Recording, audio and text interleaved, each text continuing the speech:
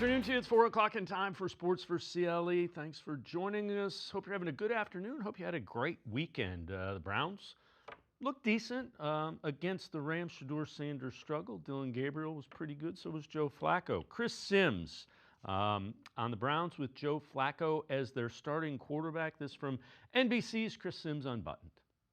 We all felt like Joe Flacco was going to be the starter here. Yeah. Now, this is one where I think you can legitimately go, yeah, but for how long? Yep. Right? Because this is a team that I don't look at to go like the Indianapolis Colts where I go, well, the Colts they got potential. They're on one of those short list teams where you go, we're not making them to go to the playoffs, but they're one of those few teams you go, they got enough parts there to be a playoff team, right? Yeah. You don't feel like that. I don't feel like that with Cleveland. I don't. Strong defense, strong Myles defense, Garrett. some stuff there, some pain in the butts that way. But yeah, everything that they're doing and what shows me is they're kind of retooling, rebuilding on the run here. Mm-hmm. That's what it seems like to me, right? So Flacco, a little bit like we just talked about with Daniel Jones, right off the bat, I mean, hey, they play some defenses. The Bengals not very good, but the Ravens, Packers, and Lions after that, and the Vikings, which you know are crazy and do a bunch of stuff. Yeah. That's where you go with the older guy and Flacco because you're going to feel comfortable with him, again, orchestrating the offense against some really crazy stuff on the defensive side of the ball. But this is one where I sit here and go, yeah, I have a hard time believing that he's the starter for the whole year. We'll see. If they keep winning, Joe Flacco keeps his job. It's pretty simple. Mike Florio from Pro Football Talk on the quarterback market and the Browns, if they could trade one of their quarterbacks. I think we kind of know who the people are who are in danger. But, you know, that's what makes it a surprise. We don't see it coming. The one thing that I'm intrigued by, and the Browns are just one example, but look at the Giants. They have 4 quarterbacks. What are they going to do with them? The Bills have a couple of veterans in Mitch Trubisky and Mike White. Are they going to keep both of them? And you have teams out there that may not be completely satisfied with their backup quarterback situation. The Raiders have an injury to Aiden O'Connell. They don't have a proven backup to Geno Smith. The Vikings have been playing quarterback shuffle the past few days. The Cowboys, they're not sure whether or not Joe Milton's the guy they can trust. So I think there's going to be some activity with some of these quarterbacks moving around. And the Browns are going to have an opportunity. If they want to move Pickett, I think they're going to have an opportunity to do it, and we'll see if they do. Pickett hasn't played in any of the preseason games, had a hamstring injury that he was nursing, so we'll see. Cut down day, 24 hours. A little bit less now than 24 hours away. The initial cut's 53, and the back end of the roster will probably get shuffled some as the weeks go on. Longtime Browns beat reporter Tony Grossi on what he thought would have been the ideal quarterback room for the Browns. My 3-man quarterback team would have been Flacco, Gabriel, and Tyler Huntley. Huntley's he's an ideal third quarterback because he's got the physical, legs to run out of trouble if he gets in the game. Then the question is, what do you do with Shedeur? Yeah. I don't think this is going to happen. He will make the final roster, but he's almost like he'll be like a practice squad player on the regular roster. So if he didn't make the roster, we went to the practice squad. Would anybody pick him up? I really doubt it for two reasons. Oh, Tony, come on. Somebody's got it. Everybody had the chance to take him in the draft. Yeah, but you don't think somebody would have took him in the 6th or 7th round? Because I don't know. Yeah, it's an interesting question. If you didn't want what you perceived was a circus around a backup or third quarterback, why would you put him on the practice squad? So, again, we'll find out. We'll find out some of the answers to those questions coming up in about 24 hours. Mike Florio, keep in mind, law degree, was a lawyer, on why the Browns haven't signed Quinshon Judkins to a contract just yet. I think the frontline reality for Judkins and the Browns is the fact that if he would show up, they'd probably put him on paid leave while they figure out what they're going to do about this personal conduct policy issue. Even though he's not going to be prosecuted, the league still does its own investigation. And if his alleged victim is willing to cooperate with the league, then he potentially ends up being suspended. It happened to Ezekiel Elliott some 7-8 years ago when he was never arrested. He was never even sued. He ended up being suspended 6 games by the NFL. There was litigation. There was ugliness. But the reality is, the alleged victim cooperated extensively with the NFL, and ultimately the league believed her over the player. So as that plays out, however long it takes or short it takes, I think the Browns are delaying signing him because the first order of business is you got to put him on paid leave if you're going to bring him to camp. Well, Mary Kay Cabot tweets this out. NFL is still reviewing the domestic or assault cases involving Browns running back Quinshon Judkins, wide receiver Isaiah Bond, who they just signed, and linebacker Devin Bush. Even though there are no longer any charges pending, so the legal aspects of those have been cleared up for Judkins and Bond, no updates relative to the NFL and any potential suspension. That coming from Brian McCarthy telling cleveland.com and Mary Kay Cabot. So we will continue to monitor that. Obviously, one of the reasons the Browns probably haven't signed Judkins, he's the only rookie who hasn't signed his rookie deal. They want some clarity. Is he going to miss games? Is he going to be good for the entire season? He's looking for guaranteed money, and the Browns are being cautious with it. We'll see how that all plays out. All right, Guardians swept by the Rangers, lost 5-0 yesterday, 10-0 on Saturday, so brutal weekend in Texas. Guardians have now gone 19 straight innings without scoring a run, 1-8 in their last 9 games, and they're fading fast. Now 5 games out of the final wild card spot, but there are 5 teams that are now ahead of them in the wild card chase. Guardians back at home at Progressive Field, trying to get things turned around. They will face the Tampa Bay Rays. Tanner Bybee takes the mound against Ian Seymour, so the Rays going with a bullpen game against the Guardians. Seymour's left-handed, so let's see if they can get on track against a lefty. Well, high school football is here, and we want to remind you that every Friday night Huddle on Rock Entertainment is a place to go for all the scores and highlights from all across Ohio. Join legendary high school head coach Chuck Kyle and I Friday nights on Friday Night Huddle from 9:30 to 10 on Rock Entertainment Sports Network. We'll have all the scores and highlights from across the state. Friday Night Huddle at 9:30 on Rock Entertainment Sports Network. Head to watchrockentertainmentsports.com. That's watchrockentertainmentsports.com for channel and programming information.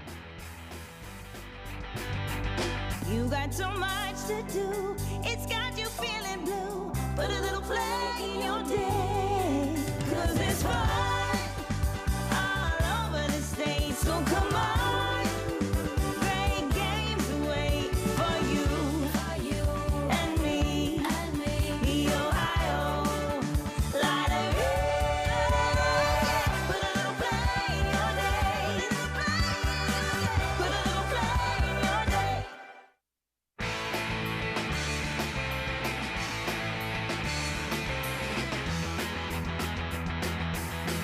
Browns up first on Sports4CLE. Plenty of voicemails to get to. Let's head to the voicemail of Truth and Reason.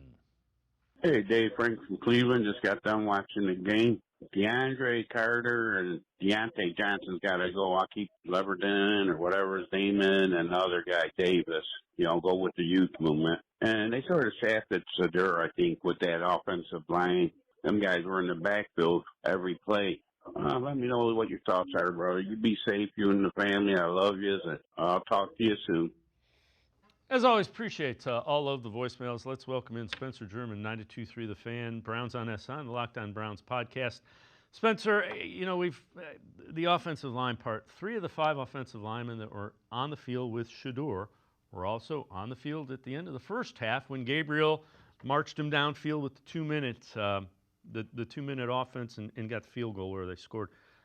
Sanders looked good against the Panthers. Everything we heard that he struggled with, we saw against the Rams over the weekend. Yeah, I think this can be one of those cases where like 2 things can be true at once. I think that it can be true that Shadeur Sanders wasn't necessarily always put in the best situations this offseason, this training camp and preseason. That end of the game, that second half of Saturday's game, I think is one example of that. Clearly, he didn't have the top receivers out there, didn't have the top offensive line out there. I get all that.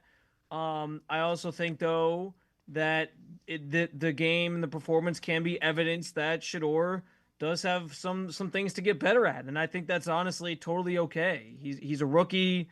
Nobody expected him to have it all figured out at once. I think that's part of the problem here is there's this strong belief from a lot of Shadeur Sanders fans that he, was shafted in the draft. And I'm not saying he wasn't to a degree, shafted to the point where he was taken in the 5th round when people thought he should be a day 2 guy.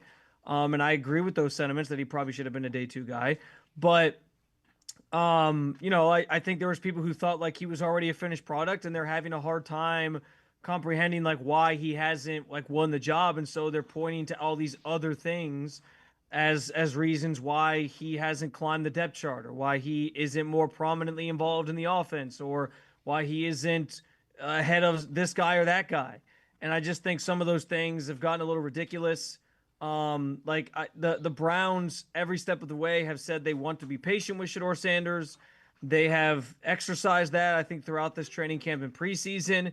They don't want to rush him into a less advantageous situation where he gets his career gets ruined, or he just isn't the same player. He can't figure it out mentally. So they're giving him time. And I think what's been sort of lost in all this is that Shadeur Sanders has every step of the way said that he knows he has things to work on, and he understands that he's just kind of following God's plan, to sort of paraphrase him, and that when his time comes, he'll be ready for it. So I think I think that as we turn the corner to the regular season, I think there is probably some good that can come from not having to track these quarterbacks every single day and do like the stat tracker and figure out like who's ahead of who or who should be ahead of who. And the fact that we won't see Shadeur Sanders for a little bit of time here, and he can just kind of keep working on what he needs to work on. And when he gets put out there, he'll get put out there. But yeah, I think things have gone off the tracks a little bit.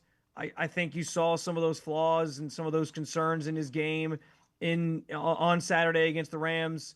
The drifting in the pocket. It didn't look like he saw the field very well. And I think that was different from what we had seen throughout all of training camp and his previous preseason game, where he saw everything well. I wonder if he was pressing a little bit, like he felt like he had to do more than he did.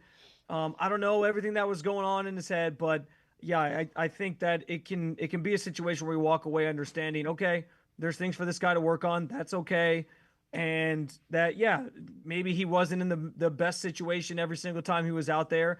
And that hopefully when he gets put in those situations where he's got more talent around him, that he continues to just, thrive and show what he's done throughout his college career and in the early stages of his NFL career. This game does not have to define him in any way, shape, or form. And I think that's the biggest thing people have to keep in mind. Yeah, it's a preseason game. First one was good. Second one was bad. Hall of Famer, offensive lineman, Joe Thomas, with what he saw from Sanders against the Rams. Unfortunately, we saw a reversion to some of the things and some of the bad habits we saw from Shedeur in college, right? I mean, he took a zillion sacks in college. He drifts in the pocket. When he's not feeling comfortable or confident, he tries to escape the pocket from the backside. And teams in the NFL, they watch film. Yeah. There's a lot of eyes in this guy. There's a lot of guys in the booth that are coaches that can radio down to the sideline and say, hey, remember what Shedeur was doing in college? He's doing it again. So instead of rushing to a spot 9 yards behind the center where a quarterback usually is going to put his back foot, rush to 10 or 11 yards. And as a tackle, you can't really push the defensive end any deeper than that without giving up inside rush or a bull rush right on you. So there's really nothing you can do, and it only gets worse. And so then the problems compound, and then he keeps trying to back up.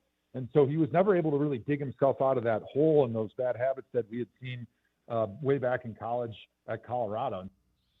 All right, so the other thing that I wanted to set up with you, Kevin Stefanski replaced him on the final drive. They went down and kicked the game-winning field goal. Has some people upset. My thought was he had 5 series, and he didn't earn the right to be on the field in the final 2 minutes. Yeah, I can understand that perspective, Dave. And like I've been sort of torn on this because, I think it was a cool way to end the game with the drive, and you were trying to sort of do something there. Like maybe they wanted to see if Snoop had a better chance to set them up to be in field goal range and set that situation up, because the preseason is all about situations for these coaches. They want to see how their guys handle certain moments. They want with the kicking situation the Browns have right now. I think they wanted to get Andre Smith a chance to maybe do something there. So maybe that was the thought process behind it.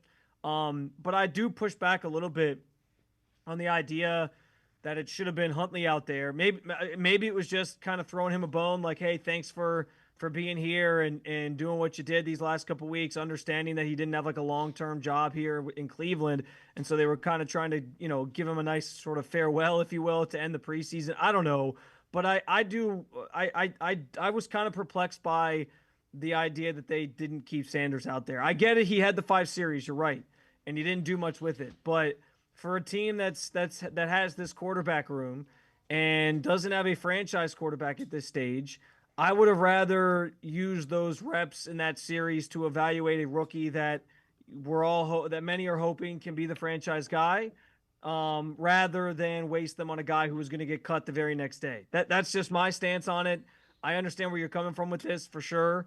But I just thought it seemed sort of silly to waste those reps on Tyler Huntley when they knew he was going to be one of the first guys released the very next day. It worked out and they got the situation maybe they wanted, but I just think you should have probably let Sanders handle that, even though he had sort of a rough 5 series before. Yeah, I can understand that. And again, my only response would be he was kind of reverting. I think the things that he did in that game were the things they're trying to get him to stop doing, drifting. And there's a couple times he held onto the ball for 6.5 seconds. That's not going to end well in the NFL ever, unless you are a superhuman athlete and those skills. He doesn't have the ability to do that. All right, I know you're an article, Joe Flacco. What did you think of the offense and in the limited time that we saw him with the offense? Yeah, I think honestly the first team offense and what they sort of gave you has gotten sort of lost in the shuffle amidst the Shadeur Sanders conversation and what Dylan Gabriel obviously did in his performance, his follow-up performance, which was really, really solid. I think people have sort of forgotten that first team offense, I think, showed you what you were hoping to see. And I get it. There's context there. The Rams brought basically like half of their team to Cleveland for this game, so it wasn't like they were playing anybody of significance. But to see the operation go smoothly, there was no pre-snap penalties. There wasn't any of the stuff that was sort of plagued them a year ago. You would have liked to see that first series maybe last a little longer. Jerry Jeudy had a drop on it, but I think you saw some good stuff. The second series they came out, they very I think marched the offense down the field pretty quickly and in a solid fashion. You saw the young guys that everyone's excited to see what their roles are and how involved they're going to be in the plans of this team. You saw them get involved. Dylan Sampson had that nice catch where he sort of spun off of 2 guys that collided with each other and broke free for 14 yards. And then it ends with the Harold Fannin Jr. touchdown catch at the end of it. So yeah, like I walked away feeling like the offense showed everybody, hey, the remnants of 2023 that people are hoping for can still be in there. Joe Flacco can still run this thing effectively. And I think at the very least, for a team that doesn't have a lot of expectations in terms of wins and losses, and maybe the offense in general, because they are lacking in some key areas, doesn't have a lot of expectations. I think they gave you something to be excited about and sort of teased what this thing could look like. And I think it was good that they got the work in, because if you remember last year, Dave, obviously the Deshaun Watson shoulder soreness, he didn't play. They didn't play a lot of their starters in that final preseason game because of that. And so this was valuable work, I think, for this group, no matter who they were going against, to just kind of be able to get some quality reps in against another team and set the stage for week 1, where now you don't have as much rust to shake off and you can kind of hit the ground running, which I think is very, very important for this team. Spencer German from 92.3 The Fan and I are going to step aside, take a quick time out. Other side of the break, we'll head back to the voicemail of Truth and Reason. Sports4CLE, be right back. Stay with us. Come back to go forward. Back to learning new things. Back to pursuing your dreams. Tri-C has flexible learning options to fit your life. And every year, more than 1,000 local companies provide Tri-C students with real-world learning. The right education can boost your lifetime earning power by hundreds of thousands of dollars. Start now with a college education you can afford. Tri-C. where futures begin.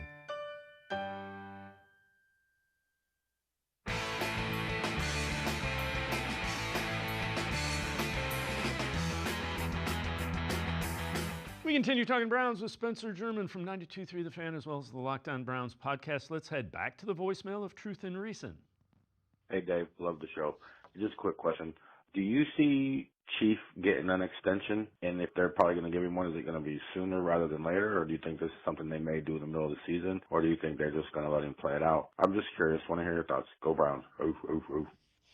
As always, appreciate all of the voicemails. Spencer, I get the feeling they'd like to. They want to make sure he's healthy. But I think they're going to try to find a way to extend him. Yeah, I think so too. I think they want David Njoku to be part of their plans moving forward. But I think you're right. Like, the key thing here is, can he stay healthy? Can he get through another season as a tight end that is as good as blocking as he is? You know, he takes a little bit more of a beating than even maybe Harold Fannin will. For what it's worth, you know, even though he's set to be a free agent this upcoming year, he still has a dead cap hit that's over like $10 million. I want to say it's like $13 million. And so that in its own right might be something that entices the Browns, or sort of pushes the Browns to get a deal done so they can keep doing the thing they love to do, which is let's spread this money out over a couple years and not have to pay it all up front and eat a bunch of it all immediately. So there's an interesting financial decision that has to be made there, obviously. I think, I think they like David. I think they would hope he's here longer term and they can get him another contract. But I do think I don't see it getting done before the season starts at this point. I don't think it's something that gets done during the season. I think it has to be like he goes out, provides a productive season, and then you address that this offseason. They could always franchise tag him if they need to until they can get a deal done. Like, there's avenues they can take to get something figured out. And I think for him, having Joe Flacco back under center is probably the best case scenario for him, because it was Flacco in that 5-game span in 2023 that basically single-handedly made David Njoku a Pro Bowler. So if that goes well and he's producing, I don't see why they wouldn't try to get him another extension and keep him here for a little longer. Former offensive lineman Brian Baldinger with a film breakdown and some analysis of Aiden Huntington, who, after the game, Kevin Stefanski, he's on the 53. I don't believe anybody had a better Saturday afternoon than Aiden Huntington, number 66 of the Cleveland Browns. Beats the center scoop block, then he flattens down the line of scrimmage, and then he flattens the back, and then he just pops up off the ground. He was just getting started. He played 29 snaps on defense. You watch him right here. I don't care who the lineman is. Watch the swipe and the bend. A freak athlete. The swipe. Now look at this. His knee is on the curb. Watch him come out of that and flatten. Okay, half a sack. But he was just getting started. Watch him on the twist right here come and beat all the linemen and get to the quarterback. And then, bam, ball's out. Ball's out. The ball's out.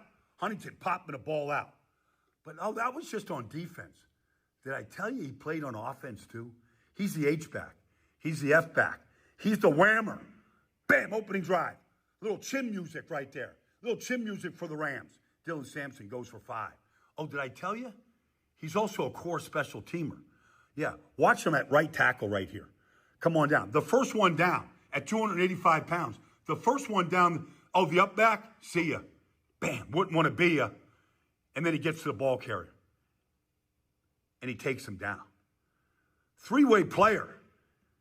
Aiden Huntington out of Tulane, by way of Louisiana Monroe, by way of Kent State, going to stick on the Browns. You know what? He was impressive. Every time you put him on the field, it's like, there's that 66 guy. Yeah, Baldy's the best too, the way he broke that all down.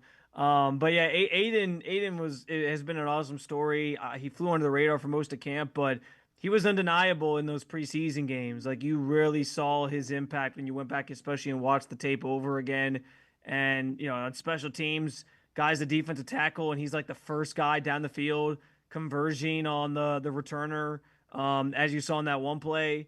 The fact that they found a way to work him into the offense this weekend, and have him sort of be that fullback, which is something Stefanski has loved to do over the years, right? We all remember like Nick Harris kind of played that role for the Browns for the last couple of years, where they get him in the backfield as a fullback style role or an H-back style role and get him as an extra blocker in there. So the fact that he can do so much is one of the biggest reasons that he is making this roster, as Kevin told us on Saturday night. But it's also just the hustle. You know, you often talk about so many guys during this time of year in training camp that are, you know, working their tails off just to make the team. Gage Larvidan, I think, is another example of this. But it doesn't always work out, right? Like, you can work as hard as you work, and sometimes you still don't make the team. To see Aiden work as hard as he did and just, you know, hustle the way that he has, and you see it on the tape, you see the impact he's making, and it ends with Stefanski telling us he's the first guy that they're confirming is going to be on this 53-man roster, was a pretty cool thing. I think it's a fun story, and that's a guy that we're going to, I think, be talking about all season because, yeah, he's going to get used in a lot of different ways. And so keep an eye on number 66 for the Browns. Another guy that I think we're going to be talking about some is Isaiah McGuire. I know you wrote an article talking about kind of the prominent role, and it's an expanding role. Take us through that.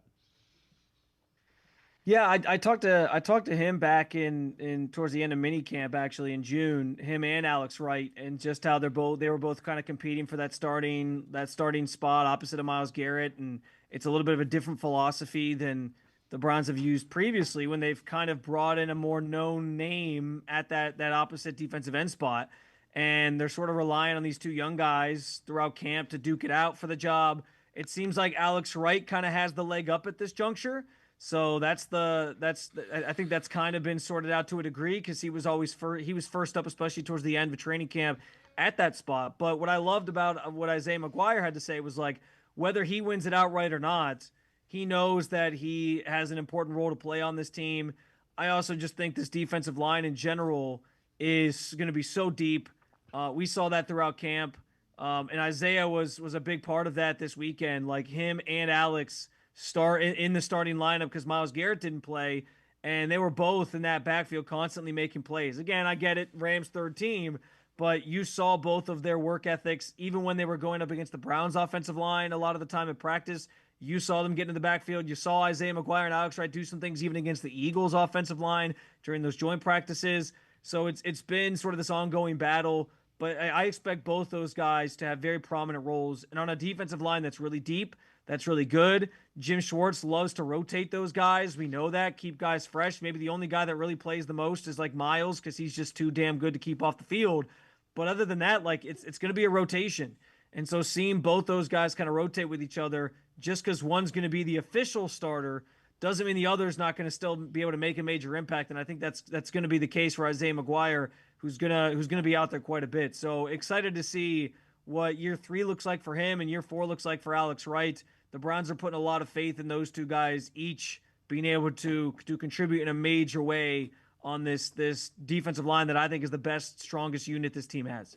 All right, Browns did make some roster moves, and you alluded to it. Here's what they've done. These guys had their contracts terminated. Tyler Huntley, Nick Needham, safety, biggest name that really had that, Barton, the tackle, and Tony Brown. Then they waived a bunch of players as well. Canella was the fourth tight end. Javion Cohn, some of these guys could come back potentially on the practice squad. There really wasn't anybody that stood out. I mean, I guess Cohn and maybe Needham were the two biggest names. Did anybody surprise you in the first round of cutdowns? Yeah, I honestly thought they were going to keep Jackson Barton. He was the first guy up after DeJuan Jones quite a bit throughout. Once Cornelius Lucas was hurt from the second preseason game, you kind of saw him stepping up in that role. And so I thought they'd keep 10, and he'd be the 10th guy they kept. And clearly, because of how many offensive linemen were let go in that group, I kind of wonder if that's going to be a spot that they look to maybe add via the waiver wire based on other teams' players that get waived here at the end of for roster cutdown day. So we'll see. But that one sort of stood out. Also, Tony Brown, just because he's been such a special teams ace for this team. But I think we all saw in the Rams game this weekend that he very much is strictly a special teams guy. Doesn't really offer much in the way of like depth at the cornerback position. He's not really a guy that you can count on out there in that role. So maybe they bring him back in the practice squad and he can still sort of serve that role, because you can obviously elevate a guy or elevate guys off the practice squad now for games, and so maybe that's something they can do with Tony Brown. But we'll see. But those are the two that stood out the most to me, and just kind of counting positions in terms of guys that they didn't keep. I'm interested to see how the rest of this shakes out. I think the secondary is something that is an issue. Don't have a lot of depth at the cornerback spot in particular. Does that mean they keep an extra safety potentially? Does that mean they just keep 6 corners just for the time being because they want the bodies, and then maybe try to find somebody through waivers? We'll see. But I think that group has some room to give in terms of opportunities and roles further down the depth chart.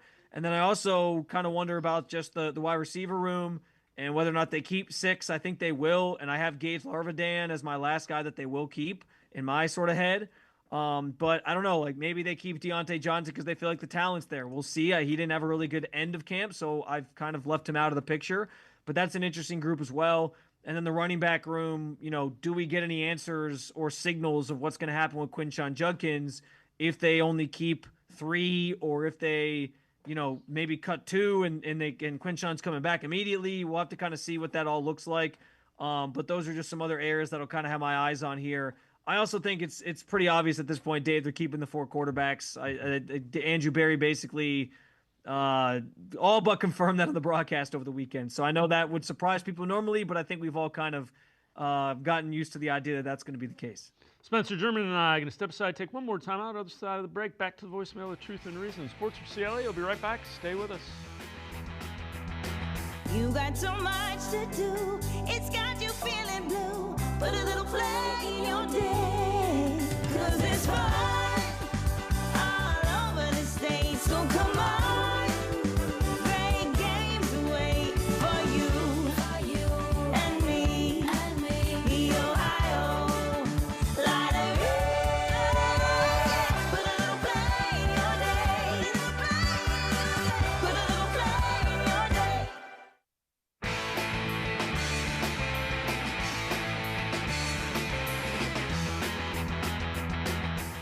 We continue talking Browns on Sports4CLE with Spencer German from 92.3 The Fan. Let's head back to the voicemail of Truth and Reason. My name is Greg Smith. I'm from Birmingham, Virginia. Everybody putting stock in Archie Manley, this manly kid out of Texas. He haven't played for 3 games. So how can y'all sit there and say that he's going to be a generational talent? He haven't played for 3 games in college. He still got 2 more years. And all y'all putting y'all stock in there about drafting him next year. He might come out to be a bum just like any other quarterback. So how can y'all do that? I guarantee you haven't seen him play now a game. You just going out what you done heard. Actually, I have seen him play, and I saw him play in high school when he was in Louisiana. But relative to the question, Spencer, it's traits. He's big. He's got a strong arm. The last name doesn't hurt, but that's the thing. He has the traits of an elite quarterback. Yeah, I love that you mentioned the last name part of it, because I do think that's the biggest reason everyone assumes he's going to pan out, right? Is he's a Manning, and we've seen 2 of these guys go to the highest level. One being one of the best quarterbacks of all time, the other taking down one of the best quarterbacks of all time on multiple occasions, and always seem to arrive in the biggest moments. And so we kind of, I think, are just conditioned to assume you see the last name Manning, they're going to be a great quarterback. But yeah, there's certainly the elements to him as a player and his stature and the traits that he has that tell us he's going to be good. Sometimes those don't equate to success in the field.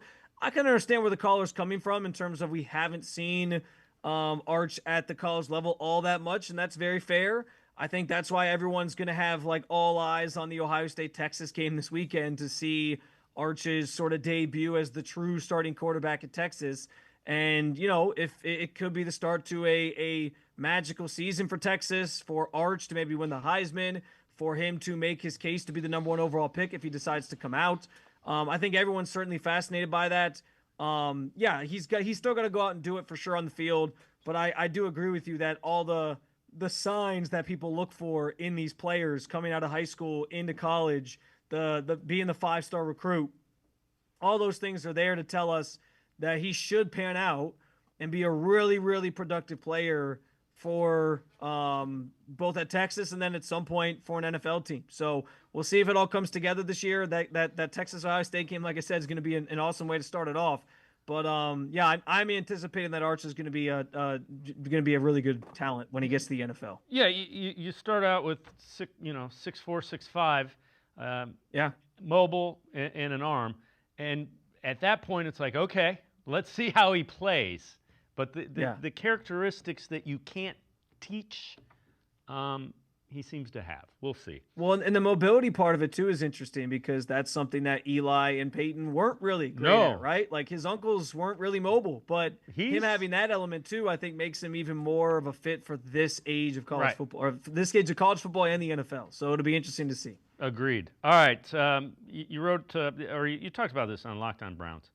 Trade scenarios for Kenny Pickett. We found out that the Raiders now, they lost Aiden O'Connell, broken wrist. He's out 6 to 8 weeks, so they are looking for a veteran backup. What are your thoughts with Kenny Pickett? I think that's the only way there aren't 4 quarterbacks. If somebody gives them, and I don't know what it is it a 4th-round pick? Something to entice them to trade Kenny Pickett. Yeah, I think it has to be an offer where you maximize what you gave up, right? Like you gave up a 5th. DTR was part of that deal. I don't know that they're sweating that anymore, especially with the Eagles having released him. But if you know you gave up a 5th, you'd have to call and say, hey, you know what? We'll give you a 4th for Kenny Pickett. Or maybe at least replace the pick that you lost. Maybe that does the trick. I don't know. But yeah, I think the Browns would have to sort of be enticed enough by an offer to feel like it's worth it for them to make a move like that. So I don't know exactly what that looks like. But I think I started camp and even when this entire quarterback competition started, my feeling was Kenny Pickett would be the odd man out. It kind of feels like that should be the case going into the regular season, but we also know how much they love him and that there was a lot of talk in that building that he should be the starting quarterback week 1. And so because they feel that way, I would be stunned at this point if they didn't at least let him play in some capacity here before they tried to shop him, unless, again, they're blown away. So I think the Raiders, with that Aiden O'Connell news, present an interesting situation. I thought the Vikings could maybe be in the mix after there was rumors of them talking to Carson Wentz, like maybe they'd make a trade, but nobody really wants to trade at this stage for like a backup quarterback. And I think it would have to be somebody who was really looking for, hey, we're desperate, we need somebody, let's go get him. And the only other team that kind of comes to mind that I've been talking about this throughout the offseason is the Saints, right? Because they have such a young, inexperienced quarterback room that if there was any thought of, hey, you know what, we got to go add a veteran to this group, I think Kenny Pickett can make some sense for them. You have the Kellen Moore connection there now. So after he was in Philly last year. So there's some reasons to think that could be a scenario. But my understanding is that the Saints probably aren't going to be looking to do something like that. And they just gave up a couple of draft picks for a wide receiver. I don't know if they want to give up more just to get Kenny Pickett, understanding what Kenny Pickett is at this stage of his career. So I talked about it earlier, but I think the 4 quarterbacks are here to stay for now. Maybe at the deadline something comes to fruition, but I think this Browns team really does want to see Kenny Pickett play before they just kick him to the curb and try to shop him. Spencer German, as always, great stuff. Appreciate the time and the insight. Thanks very much, Spencer. Yeah, always a pleasure, Dave. Talk to you again soon. Sounds good. Spencer German, make sure you check him out. 92.3 The Fan, writes for the Cleveland Browns on SI. He also is the host of the Locked On Browns podcast. We're going to step aside and take a quick time out. We continue talking Browns. Lance Reisland from The Plain Dealer, cleveland.com, straight ahead with a film breakdown video analysis of things that he took away from the Rams-Browns preseason game. Sports4CLE, be right back. Come back to go forward. Back to learning new things. Back to pursuing your dreams. Tri-C has flexible learning options to fit your life. And every year, more than 1,000 local companies provide Tri-C students with real-world learning. The right education can boost your lifetime earning power by hundreds of thousands of dollars. Start now with a college education you can afford. Tri-C, where futures begin.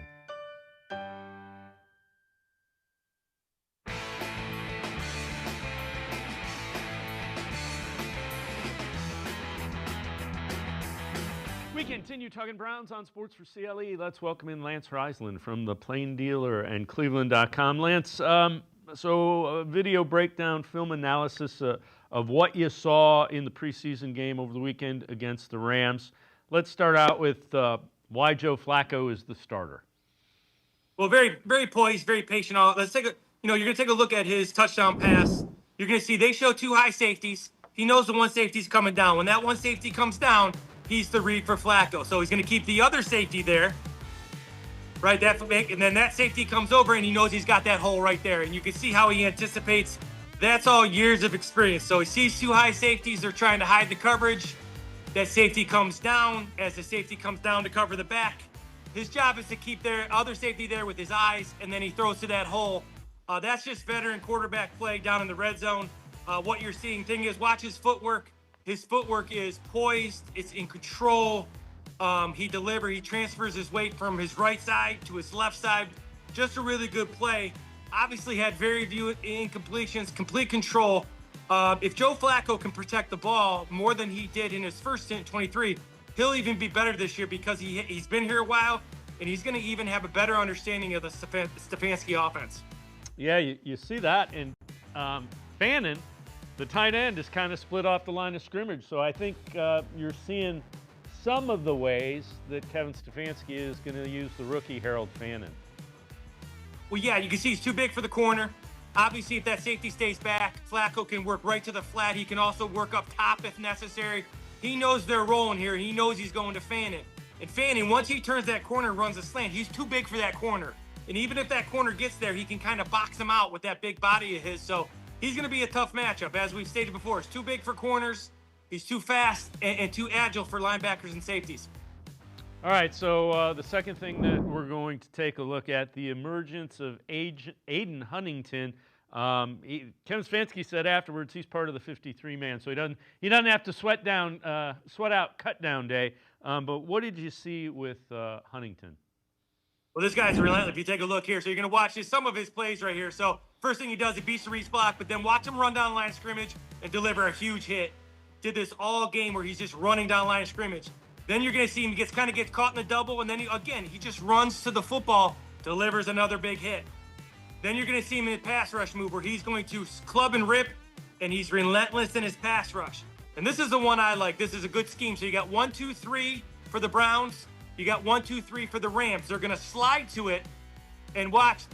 Kamara's going to take 2, and then Huntington's going to come in underneath and run right through the left guard. Really good play there. And what it shows you is just his ability to run. He's 280 pounds. He's a gap penetrator. He cannot play in a 2-gap because he's too little. But in this Schwartz scheme and his relentlessness, he's outstanding. You saw him on special teams. Another guy, this made Juwan Briggs expendable. This makes other guys expendable because of his ability to rush the passer and just simply get off it. He just plays with a tremendous motor. You hear that word a lot. That's what it means. It means he plays to the whistle or the echo of the whistle on every play. Yeah, and you mentioned it, doing a nice job on special teams as well. All right, our third and final takeaway from the Rams preseason game deals with one of the quarterbacks, Dillon Gabriel. He looked pretty good. Well, you take a look here. This is 2-minute drill. So the first throw is just going to be this 15-yard out where he's just going to deliver it from the opposite hash. Tells you about his arm strength. So he's very good with his arm strength. Then he's going to work against this flat. That flat defender can't cover 2. Works to thrash on the out because the outside linebacker stayed inside. Then he just shows tremendous poise here. So motion tells him that's going to be his read. He drops back, just works the arrow. This is all doing the 2-minute drill. He had a couple difficult throws, but these were very, very good. This one I really like. He kind of works. Best throw, you see the 3 levels that the Browns used to run. Love to run. They do it a bunch of different ways, and this is thrash as the outside receiver. Now, this is the importance of motion. You see how everybody's got a guy, linebackers got a tight end, inside linebackers got the back. Now, as Larvadan goes in motion, that cornerback gets messed up, and he's going to jump the tight end, which leaves Larvadan wide open. The reason I bring that up is the importance of motion. So going back to it, just a really good throw on the speed out, shows you his arm strength. Then I like this. He complete control, is going to read that flat defender. He stays inside, work the out route to number 2. Very good read, very good throw, very good patience and fundamentals. Then you're going to see what I think is a really good read again. Linebacker drops back, hits the arrow underneath. The motion told him zone coverage. Then this is the throw of the day for him. This is the levels concept. Outside guy clears, does a nice job of dropping that in the bucket to thrash down by the 3-yard line. Then again, this last play that you're going to see really talks about what motion does and how it helps create a clear window for the quarterback. Corner's got the receiver, linebacker's got tight end, inside linebacker's got the back. As he goes in motion, they try to switch. You see him point, and then all of a sudden, Larvidan becomes wide open. So again, that motion really created a clear picture for Gabriel. Yeah, and again, he looked like a guy that the ball came out quick. I mean, there were some plays that weren't great, but the ball came out quick. It was on target. So you want to see more. He earned the opportunity to get more.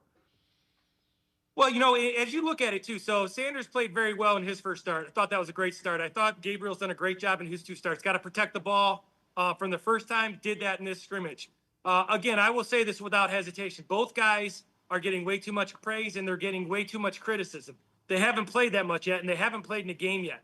But what I do see is them both making tremendous progressions in what they're doing. And what you're seeing out of Gabriel is something that I've seen every day at practice. Now, that being said, he did have 3 or 4 days where his accuracy was very poor. And when your accuracy is very poor, some people think you play terribly. And in a league where it counts, I understand that.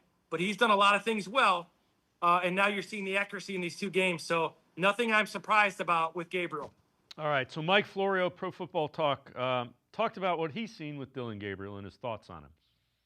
They love Dillon Gabriel. And Kevin Stefanski loves Dillon Gabriel. Dillon Gabriel, if he was 6'3", 6'4", he probably would have been a top 5 pick. So let's see what Dillon Gabriel can do. Let's get him out on the field. Let's see if he can be the guy. I think he's the one, far more than Shadeur Sanders, that needs to have that full evaluation as to whether or not he can be the guy. I think they believe in him. And, he's been a winner, and he's been a starter everywhere he's been. He's one of these guys that has a ton of college experience. Shedeur does too. But Dillon Gabriel's got that edge. He's got that attitude. He's got the moxie that we look for in quarterbacks. And I think that of the guys currently on the roster, and given what the Browns think of the guys currently on the roster, I think Gabriel is the most likely to be able to plant a flag at the position for, the 3, 4, 5 year foreseeable future. Lance, what is it that, and you've seen him, what is it that a coach would like about a quarterback like Dillon Gabriel? So put on your coaching cap. If you're Kevin Stefanski, what do you see in Gabriel that you're like, I think this guy can run my offense? Well, I really have thought this since the draft, since you and I, going way back. And here's why. His ability to, first of all, he throws well on the run, right? So he's not very tall. You've seen him in the pocket kind of maneuver, go where he likes to go. But he's very cognizant. So he's played in 3 offenses. So he understands coverage and blitz, all the things that Sanders does as well. But to Gabriel's credit, he had a run game. He had a defense. He didn't have to be the show like Sanders was. So Sanders has got to learn some bad habits. I think he'll do fine, and he's going to be really good. It's not really a competition between those two. The Browns are looking for a quarterback. And this is a guy who has 66 starts. He's played in multiple offenses. He can throw on the run. He can get him into the right run game. He's very cognitive in the empty game. Once again, he gets rid of the ball quickly. He's a guy that plays within a system. He plays within structure. That's what Kevin Stefanski likes. So when you look at all the things that he's really good at, it kind of matches what Kevin Stefanski does offensively. So it's a scheme fit. He does all those things well. He's experienced. And he's been really what you saw in these preseason games, besides the turnovers, is who he's been. So can he do it in the NFL? I think they want to find out. Lance Reisland from the Plain Dealer and cleveland.com. We're going to step aside, take one time out. Other side of the break. Back to the voicemail of Truth and Reason. Sports4CLE. We'll be right back. Stay with us. You got so much to do. It's got you feeling blue. Put a little play in your day. 'Cause it's fun all over the state. So come on. Great games wait for you and me. The Ohio Lottery. Put a little play in your day. Put a little play in your day.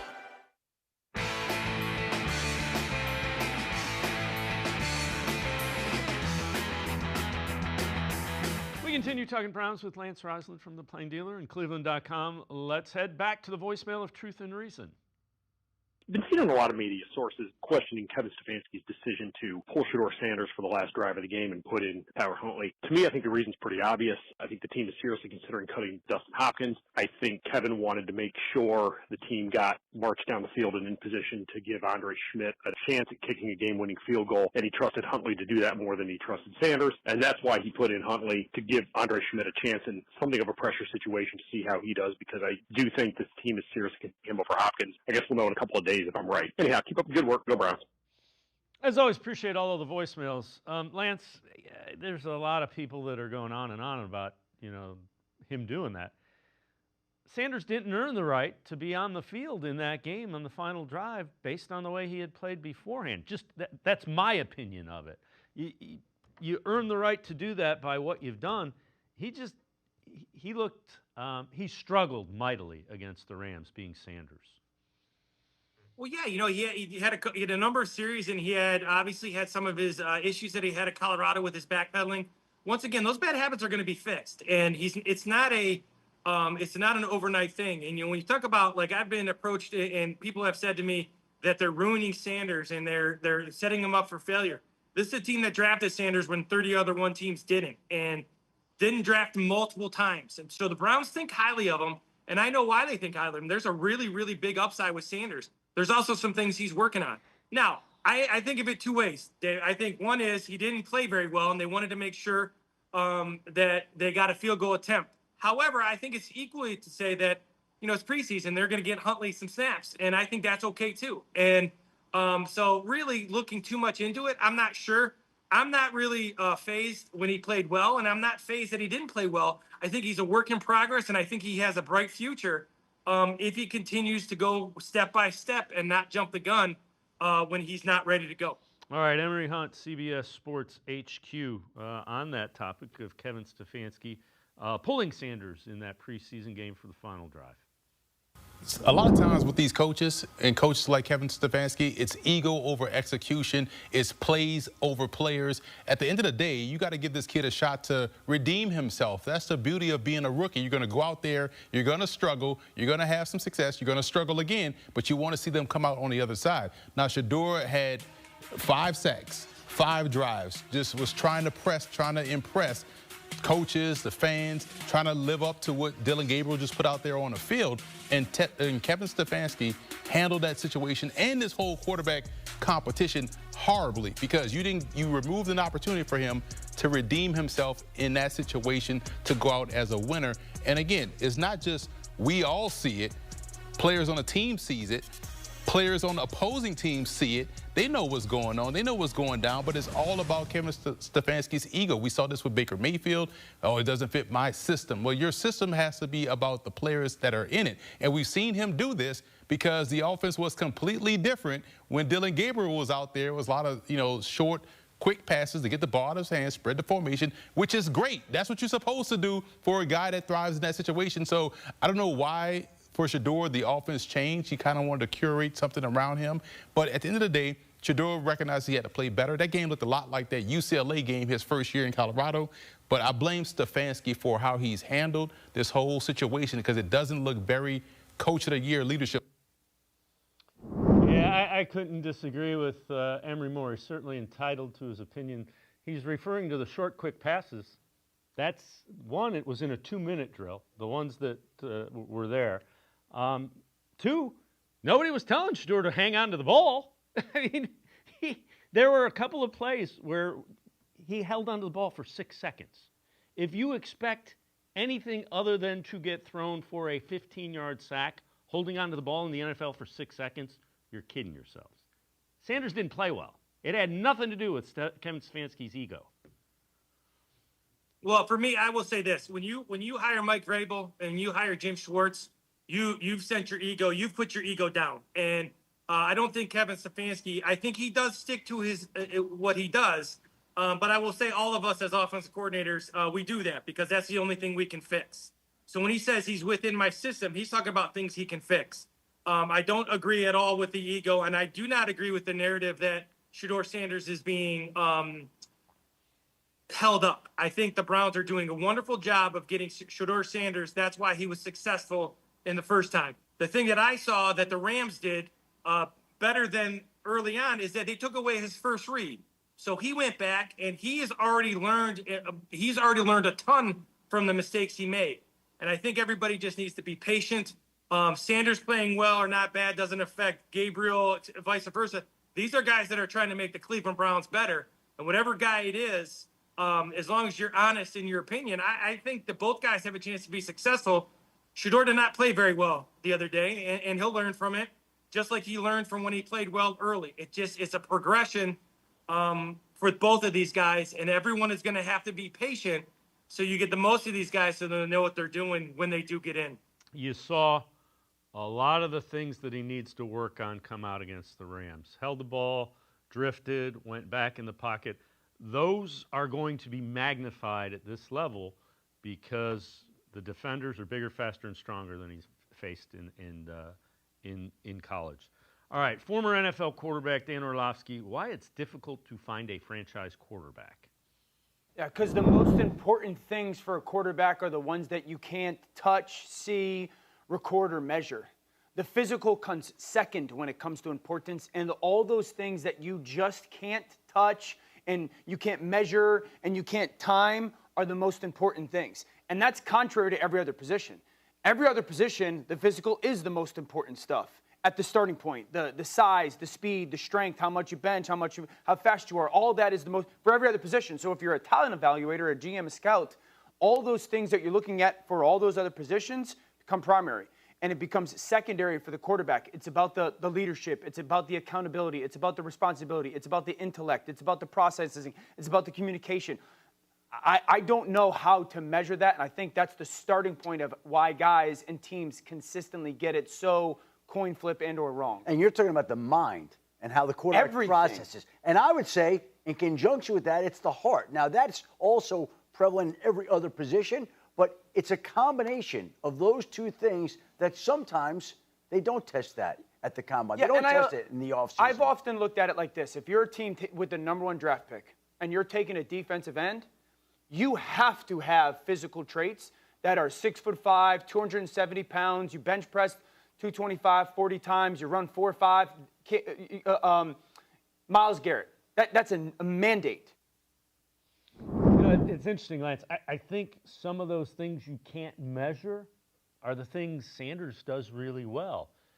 You got to be able to get to those, though, at the NFL level by not trying to do too much. I think what you saw against the Rams, he tried to do too much. There has to become a time, and it's going to get magnified because he was able to do some of those things at Colorado. It's going to be 100 times harder for him to do that in the NFL.